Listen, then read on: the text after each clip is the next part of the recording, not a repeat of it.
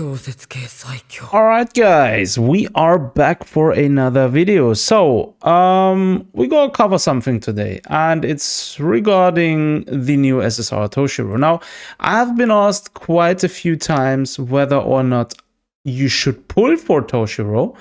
In my opinion, he's a clear must-have character as of now, purely because we do not have any other SSR Spirit category DPS. We only have SR Uru, and she's trash. She's literally trash.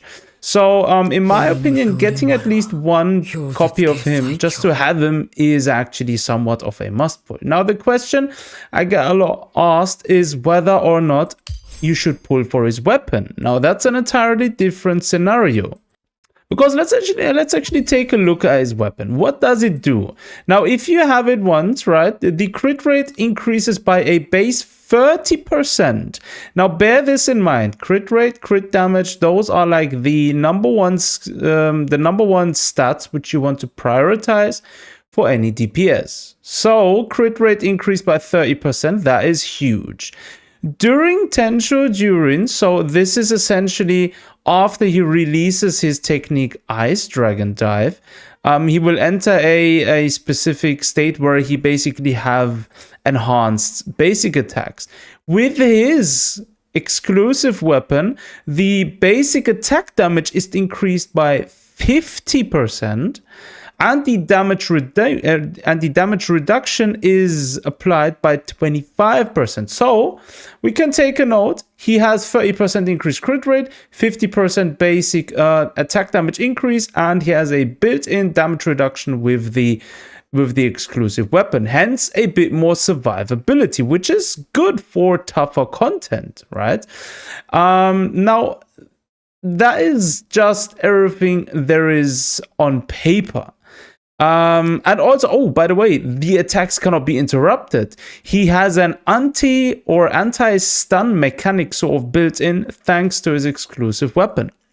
And that is huge. That is huge because you can just literally blast through. You have damage reduction and you have stun protection. So you can just attack, and you won't get put off from your opponent unless obviously he uses a big damage move, right?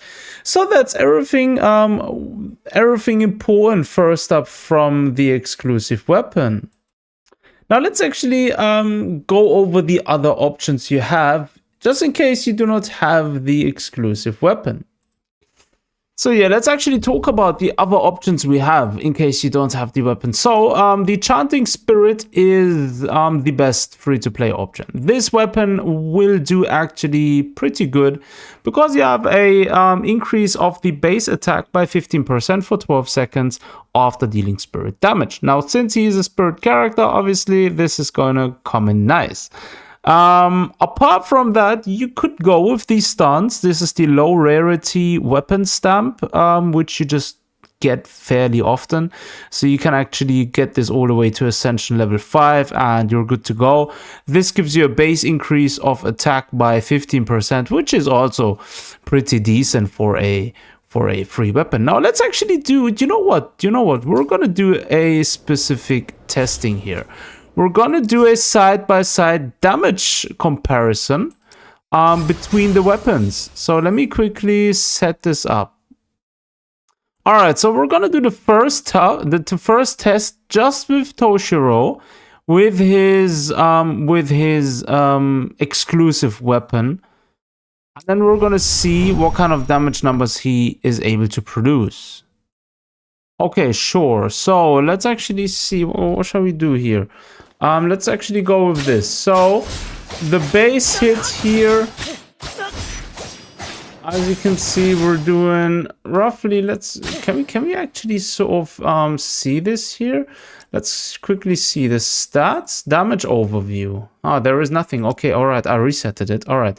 Let's actually. Do you know what? Let's actually attack. I rarely do this. Okay, so we should be able to see something now. The basic attack, let's see, damage overview. Okay, this is sort of weird, right? It says 1,801 here, total damage 10.8k. So let's just go with the numbers we see here. So the first hit, if we're just gonna do a normal hit right there, 1143, 1153. So that's pretty much it. If you're doing a crit, apparently, so a non-crit hit is gonna be like 634, something like that, right? So let's keep those numbers, 1140 roughly. So let's actually go and check out the damage he does with the Chanting Spirit. Okay, so let's see this now. The damage should be a lot lower. So okay, we're already. This one was the second hit. Let's do one more. 1147, 1148. So as you can see, apparently. So when we're just trying to look at the basic hits right there. Apparently, we're not doing as low compared to the signature weapon. However, a big point here, as you can see, we're doing a lot less crits. I feel like, anyways. So the non-crit hits are roughly 652, 647, 644. 651. There is a crit, 1149, 646. Obviously, there is a crit. There is none. Again, no crit. There is another crit. No crit. No crit. No crit. No crit. So yeah, the loss of the 30% crit damage rate, not crit damage, the crit rate increase is fairly significant, but in all honesty, it's something that can be overlooked. However, the entire package is missing, so you don't have the the damage reduction now, and you don't have the increased damage when doing your enhanced basic attacks. So enhanced basic attacks are these now. So as you can see, we're doing enhanced basic attacks. There is a lot of non-crit hits right there. Fairly low, fairly low. So yeah, that's with the Chanting Spirit. So let's actually take a look at the stance. All right, so we have the lowest rarity weapon equipped now, the stance. Now let's quickly see them damage numbers. Okay. Oh. Non-critical hits are doing even less. Oh yeah, we're doing a lot less damage. So we're losing roughly 30 to 40 damage points right there from the non-crit hits. This is interesting. Let's actually do the enhanced attacks right there. Let's quickly see what they are doing. So okay, it stays roughly the same. The enhanced period is actually a bit shorter, I feel like, anyways, or maybe I just messed up by the pressing here. Let's quickly test this again. Let's do another one. Yep. Okay, we need to actually keep attacking to keep this up, right?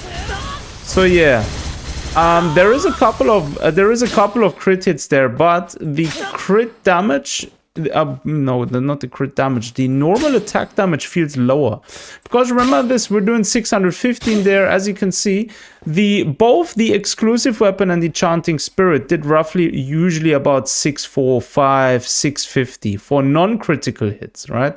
And critical hits used to be around 1140 and 1150, or even 1160 we did. So this one is definitely the lowest of the pair.